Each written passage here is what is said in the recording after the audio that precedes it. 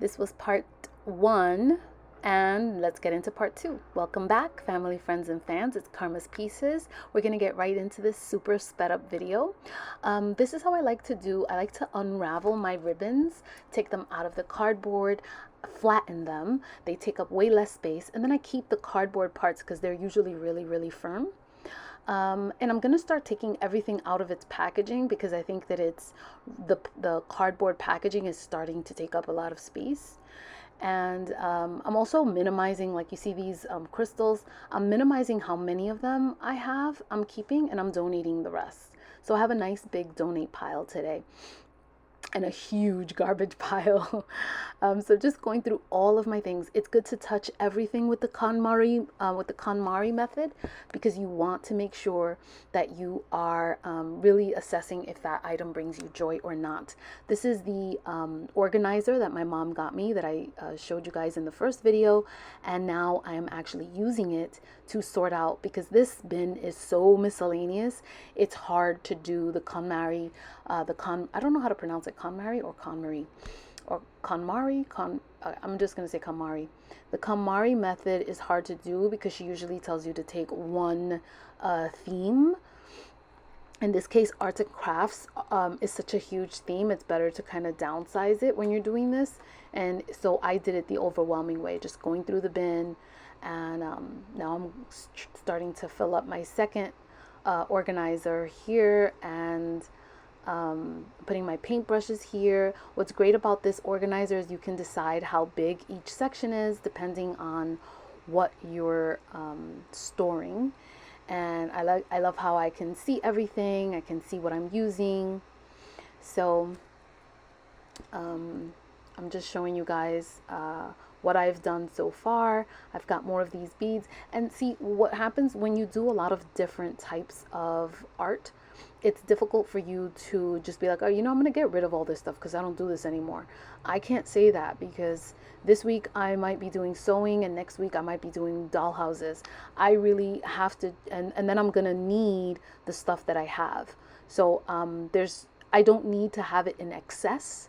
So that's what I'm trying to do, is downsize the amount of things that I have in each category, but I need all the categories that I have.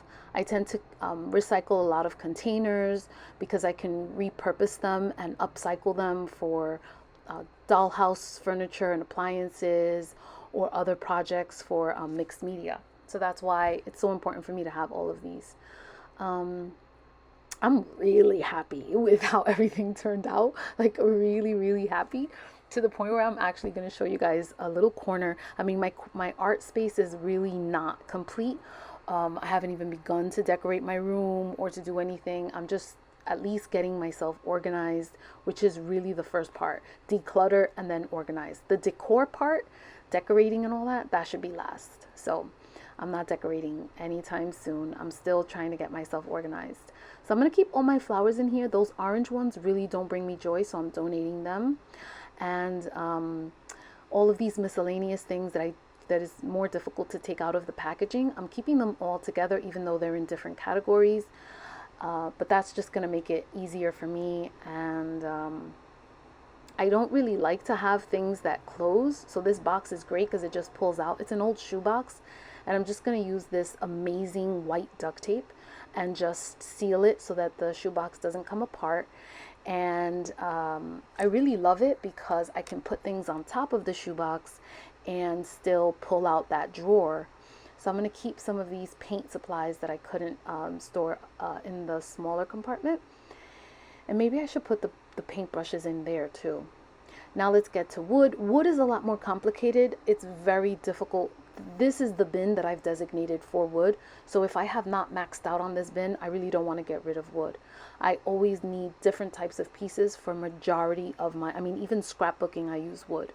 So the only time I really don't use wood is in sewing projects. But other than that, I use wood for almost everything, especially model making and doll houses, dioramas, that kind of thing.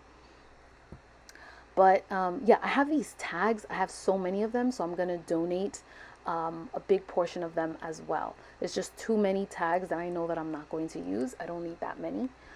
There's some miscellaneous things here. See, you have more tags. Those shower curtains I used to make the lighting video, which you guys should check out. I have a lot of miniature books, scraps, scrap paper. This is my paper pile, which also has books and magazines in it.